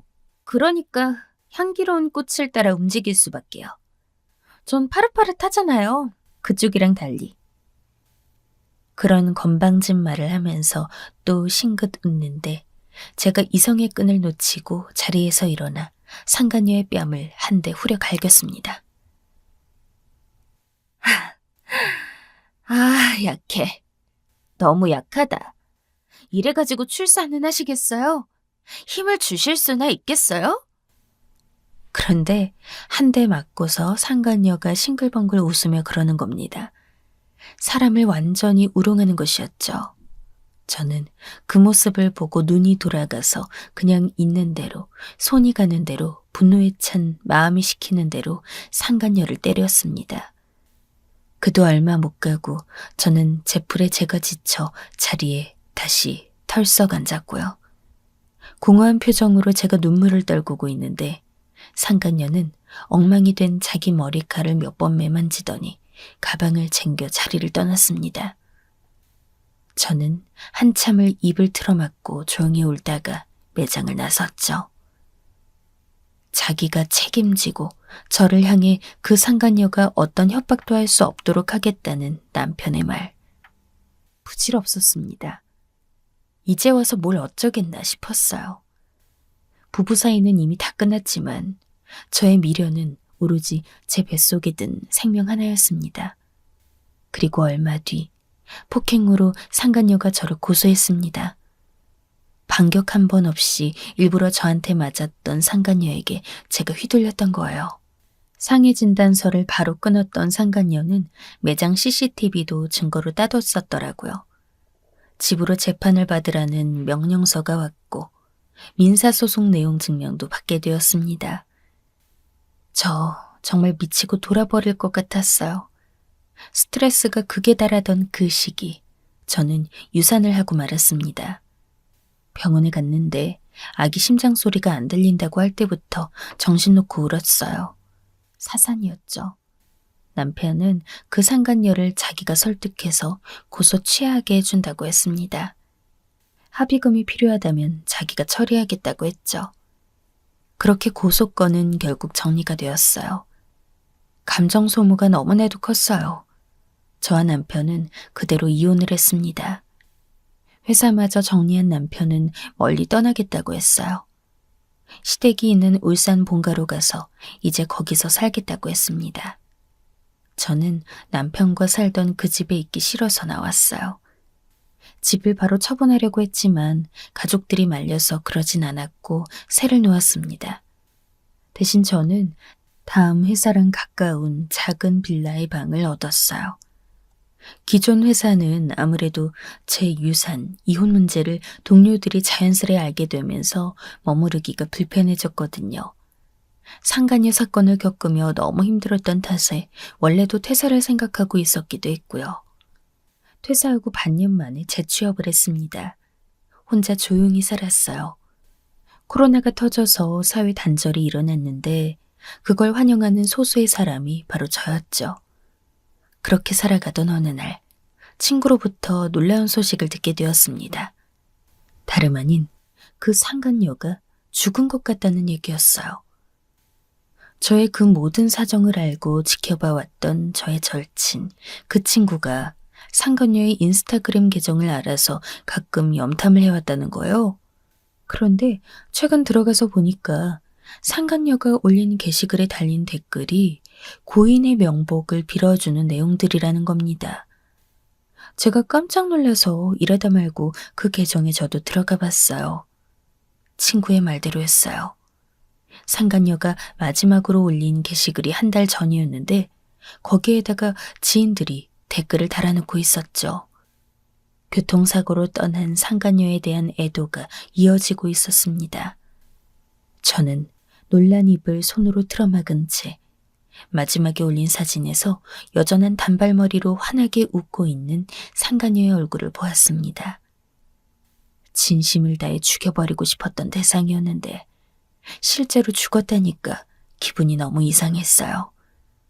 너무나도 저를 힘들게 한 존재였기 때문에 더 이상 조금이라도 상대하기 싫어서 모든 걸 저는 그만두었었죠. 무미건조하게 살던 저에게 상간녀의 부고는 충격적인 사건으로 다가왔습니다. 제가 속으로 너무 저주를 퍼부었기 때문에 그렇게 된 건 아닐까, 이런 생각이 들어서 심장이 떨리기도 했어요. 솔직히 기쁘지는 않았습니다. 젊은 나이의 여자가 한순간의 사고로 명을 달리했다는 게 무서웠죠. 어쩌면 세상에 태어나 보지도 못하고 저물어버린 저의 아기가 그 상간녀를 데려간 것은 아닐까, 그런 망상까지도 해보았어요. 몰랐던 게 나았으려나 하면 그건 아니었어요. 그건 또 그거대로 절 망쳐놓고 멀쩡하게 살고 있을 상간녀를 떠올리게 될 때면 전 괴로웠을 테니까요. 머릿속이 무척 어지러웠습니다. 갑자기 퇴근길에 비가 쏟아진 저녁, 저는 편의점에 1인분 만두 한 팩을 사다가 TV 앞에서 맥주랑 먹었어요. 왁자지껄한 예능을 틀어놓았는데도 기분이 점점 가라앉더라고요. 그리고 저는 뭐에 홀리기라도 한 듯 컵을 하나 가져와서 맥주를 조금 따른 후 제 앞에 두었습니다. 고인에게는 명복을 빌어주는 게 예의겠지. 잘 가라. 저도 모르게 그런 행동과 말을 하고서는 씁쓸하게 웃었습니다. 그대로 TV를 보다가 잠시 잠이 들었고 자정 전에 깼어요. 머리가 너무 무거워서 양치만 간신히 하고 침대에 누웠습니다. 몸이 마치 물을 먹은 송뭉치 같았어요. 이불을 덮자마자 잠이 들었는데요. 꿈에서 상간녀가 나왔습니다. 배경은 기억이 안 나요. 어딘가에서 상간녀가 뒷모습을 보인 채로 앉아 있었고 저는 그게 상간녀임을 본능적으로 알고선 다가갔습니다. 한 발짝 한 발짝 가까워질 때마다 제 안에서는 거센 분노의 파도가 일어났어요. 그것이 저를 완전히 삼켜버리고 있었습니다. 고개를 돌리게 하고 그 얼굴을 제대로 확인한 순간 응징을 해주겠다는 결심이 섰어요. 너 오늘 끝장을 내주마. 영혼까지 갈갈이 찢어주마. 저는 무서운 포부를 되새김질하며 천천히 더 다가가 드디어 손을 뻗었습니다. 그리고 상간녀의 어깨에 제 손이 닿으려는 순간 미안해요. 떨리는 목소리가 저를 멈추게 만들었습니다. 정말 미안해요. 미안했어요. 상간녀의 그 말을 듣는 순간 제 손에서 힘이 쭉 빠졌습니다. 상간녀는 자리에서 일어났어요. 그리고 어디론가를 향해 앞으로 걸어나가기 시작했습니다. 저는 그런 상간녀를 불러 세우고 싶었는데 목에서 뭐가 걸려서 말이 안 나왔어요. 점점 더 상간녀는 멀어져 가고 있었는데 희한하게 그럴수록 제 안에서는 분노의 파도가 잠잠해지고 있었습니다. 어느새 고요한 물결만이 잔잔하게 제 안에 남아있음을 느끼며 저는 조용히 눈물을 흘렸습니다. 얼마나 울었을지. 한참을 그러고 있다가 문득 눈을 떴더니 현실 속 침대 위였어요. 눈가가 축축했습니다. 꿈에서 아주 오랜 시간을 마치 영겁의 세월을 보낸 기분이었는데 핸드폰을 집어 시간을 확인해 보니 아직 새벽 6시가 안 된 시각이었어요. 정말로 이상한 꿈이었다고 생각했습니다. 저는 분명히 이혼 이후로, 아니 정확히 짚어보자면 상간녀의 존재를 알게 되었던 그 시점부터 불행으로 점철된 나날을 보내고 있었어요. 불륜, 협박, 유산, 이혼을 겪으며 저는 정신력이 약해졌기 때문에 훌훌 털어버리고 새롭게 지내는 것이 잘 안 되고 있었거든요. 사라지니까 그냥 사는 것이었죠. 그런데 참 이상하게도요. 사고로 세상을 떠난 그 상간녀의 꿈을 꾼 이후로 제가 마음이 평안해졌어요. 회사 사람들이 저를 보고 오죽하면 눈매가 또렷해진 것 같다고 화장법을 바꿨냐고 그런 얘기를 몇 명이나 했습니다. 제가 스스로의 의도와는 상관없이 점차 기운이 돌면서 활력을 띠고 있을 때 부서 팀장님은 안 좋은 때를 지나고 있었어요. 저희 부서뿐만 아니라 진짜 회사 전체에서 남녀 통틀어서 가장 인기 있는 인물이 팀장님이었는데요. 완벽하리만치 잘난 사람에게는 당연히 임자가 있었습니다. 오래 사귄 여자친구가 있었고 코로나 때문에 날짜가 엎어졌을 뿐이지 결혼하는 사실에는 변함이 없다고 했거든요. 그런데 그 여자친구랑 헤어졌다는 거예요. 소식통인 과장님께 듣기로는 여자친구가 바람을 피워서 그렇게 됐다나. 그래서 팀장님이 요새 계속 저기압이었던 겁니다. 팀장님은 저보다 고작 1살 차이였지만 벌써 그 정도의 회사에서 팀장직을 역임하고 있을 정도로 능력자였어요. 학벌이며 스펙 좋은 건 공식이었고 집안 빵빵한 건 비공식이었습니다. 그렇게 잘난 사람이었는데 기본적으로 매너가 좋았고 업무적으로 능력이 뛰어났어요. 한마디로 그림의 떡이었죠. 너무 다른 세계의 사람이라 저는 오히려 아무 생각도 안 들었어요. 연예인 보면서 내 이상형이라고 떠들지만 직접 만나고 사귀어 볼 계획은 안 짜잖아요. 그런 거랑 같은 이치였죠.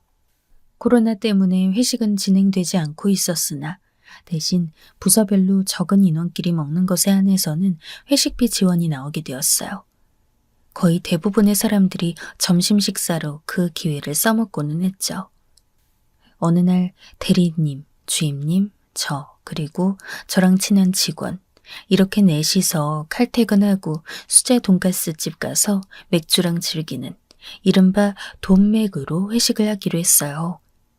귀한 금요일로 잡았기 때문에 다들 신경 쓰고 있었고요. 그런데 친한 직원이 점심 먹고 탈이 난 거예요. 급체를 했는지 장이 뒤틀리는 느낌이 든다고 했습니다. 입술이 허옇게 질려서는 결국 업무를 다 보지 못하고 1시간 먼저 퇴근하게 되었어요. 나머지 셋이서 가야 하나? 아니면 다음을 계약해야 하나? 그러고 있는데 여차저차 상황이 어떻게 돌아가더니 팀장님이 그 자리에 대신 들어왔습니다. 퇴근하고 할 일도 없는데 저희랑 같이 저녁을 먹고 싶다는 거예요. 무려 팀장님이 그러시는데 저희가 다 수긍을 했죠.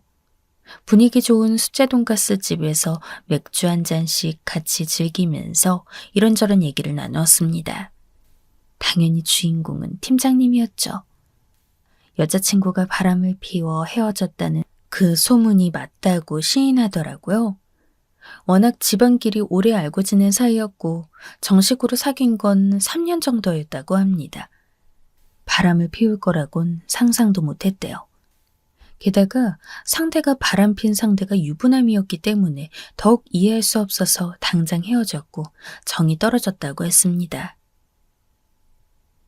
단순히 연인을 잃은 것에 그치는 게 아니라 지금 인간관계 자체에 대한 회의감이 계속 들고 있어요.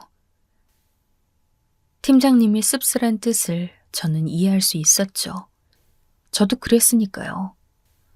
저는 며칠 전 꾸었던 상간녀 꿈이 다시 떠오르면서 저도 모르게 상념에 잠긴 채로 술을 달려버렸습니다. 저 혼자 맥주를 더 시키고 소주를 찾으면서 부어라 마셔라를 해버렸어요. 그리고 저는 그날 뭔가 단단히 홀려서 팀장님하고 제대로 사고를 치고 말았습니다. 아무리 기억을 더듬어 봐도 제가 팀장님한테 먼저 들이댄 게 맞더라고요. 대리운전을 부른 팀장님이 자기 집으로 가는 방향에 저희 집이 있으니까 태워다 주겠다고 했거든요. 저는 회사랑 집이 멀지 않았어요.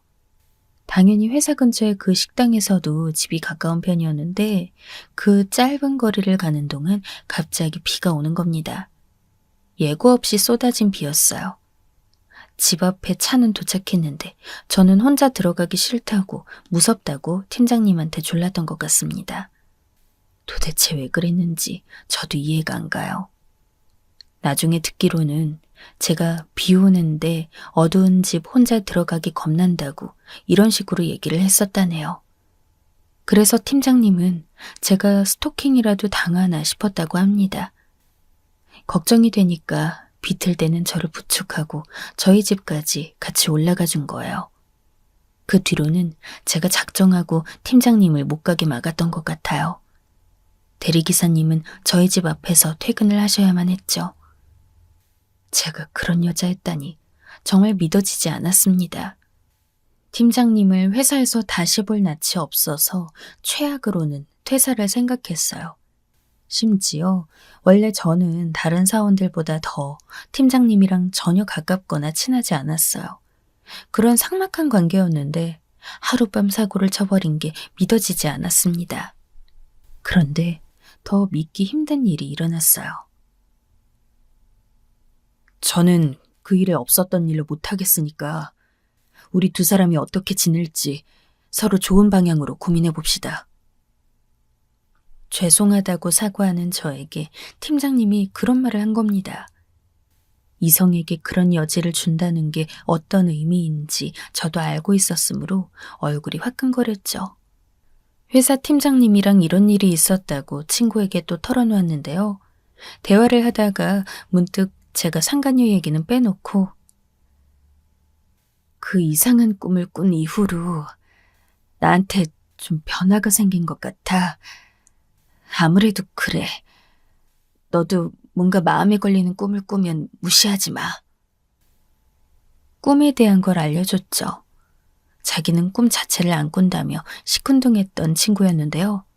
며칠 후 저한테 전화가 왔습니다. 친구의 아버님께서 쓰러져서 지금 병원에 와 있다는 거예요. 아빠가 어디에 갇혀서 못 나오는 꿈을 꿨거든? 그런데 오늘 아까 화장실에서 뭔가 우당탕 소리가 나는 거야. 원래 같으면 그런가 보다 하고 무시했을 텐데 네 말이 갑자기 머리를 스쳤어. 그래서 가봤더니 아빠가 가슴팍을 부여잡고 쓰러져 있더라고. 많이 놀랐는지 조금 울먹이면서 친구가 하는 말에 제가 정말 놀랐고 안도의 한숨을 내쉬었어요. 이 친구가 원래 반응이 무심하거든요. 고등학교 때도 그랬어요.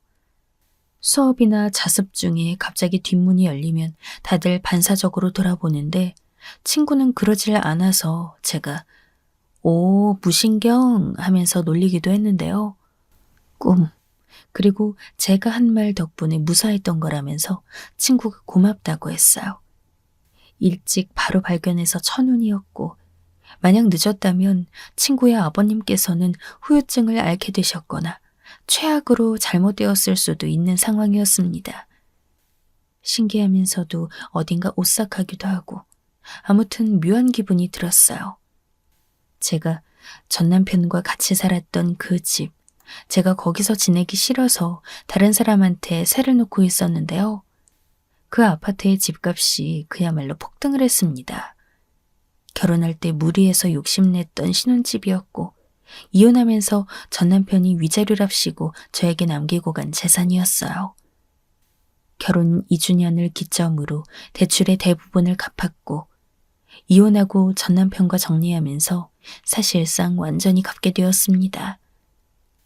행여나 불륜 저질렀던 것으로 나중에 자기 아들 발목 잡고 신세 망치려 드는 일은 없었으면 한다면서 전 시부모님 두 분이 집의 대출금을 상당수 갚아주셨거든요. 위로금이 아니라 입마금 값이었죠. 그랬던 저희 집이 수억이나 올랐어요. 실거주에는 그다지 매력을 못 느끼고 있었기 때문에 적절한 타이밍을 맞춰서 매매를 하려고 합니다. 저는 지금 사귀고 있는 남자친구와 연애를 시작한 지는 그렇게 얼마 안 됐지만 결혼을 하게 될 것 같아요. 저에 비해 남자친구 자체도 그렇지만 그쪽 집안이 워낙 좋아서 결혼은 힘들지 않을까 싶었는데 상상도 못하게 흐름이 잘 가더라고요. 남자친구에게는 이미 결혼해서 아이 둘을 낳은 친누나가 있는데요. 잘생긴 남자친구랑 남매 아니랄까봐 아이 엄마라고는 믿기 어려울 정도로 날씬하고 예쁜 외모에 시집도 엄청난 집안으로 간 분입니다. 제가 그 누나분이랑 잠깐 만나서 이야기를 나눈 적이 있었어요. 만났다기보다는 마주친 자리였기 때문에 전 껄끄러웠는데요. 어차피 남자친구로부터 제가 이혼녀라는 걸 들어서 알고 있을 테니 그 부분이랑 현재 재산은 얼마 정도 있는지 하는 것들을 솔직하게 털어놓았습니다. 상간녀 때문에 별 고생 다 했던지라 그 정도의 재산은 보유하게 되었다고 조금 자조적으로 웃으면서 말했어요.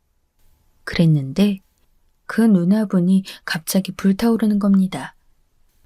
자기는 집안끼리 그렇게 오래 다 알고 지냈으면서도 자기 동생이랑 결혼 약속해놓고 유부남이랑 바람 피우던 기집애 때문에 아직까지 배신감과 충격으로 들끓고 있다는 거예요. 지금 그 상간녀 얘기 들으니까 또 막 속에서 화가 타오르네요.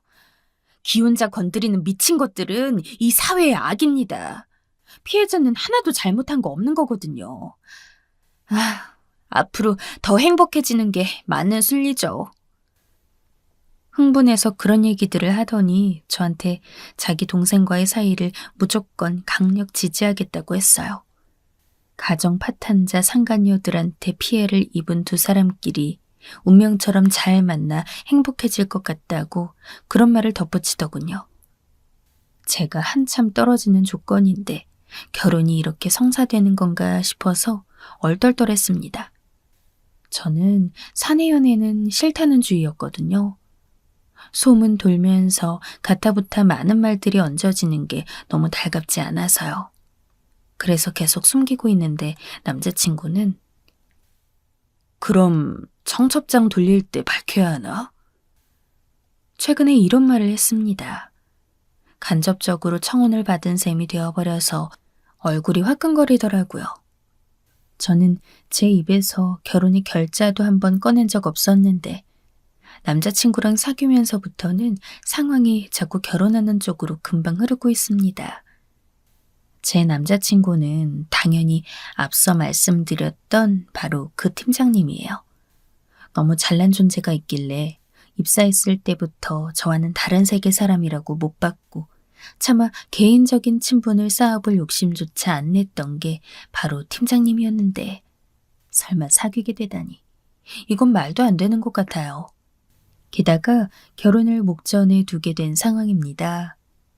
이게 전부 다 무슨 일인가 그런 생각만 들어요. 아무리 고심을 해봐도 상간녀가 저에게 사과했던 그 꿈을 꾼 이후 딱 그때부터 제가 다 잘 풀리기 시작한 게 맞거든요. 엄청난 우연의 일치일까요? 아니면 정말로 미안함을 가지고 상간녀가 저에게 좋은 길을 열어준 걸까요? 꿈에서 상간녀의 미안하다는 그 말에 제 안에서 분노가 사라진 걸 느꼈었는데 그러면서 나쁜 기운이 물러간 걸지도 모르죠. 어찌되었든 중요한 건 저는 엄청나게 꿈만 같은 행복한 일상을 지금 현재 보내고 있다는 사실입니다.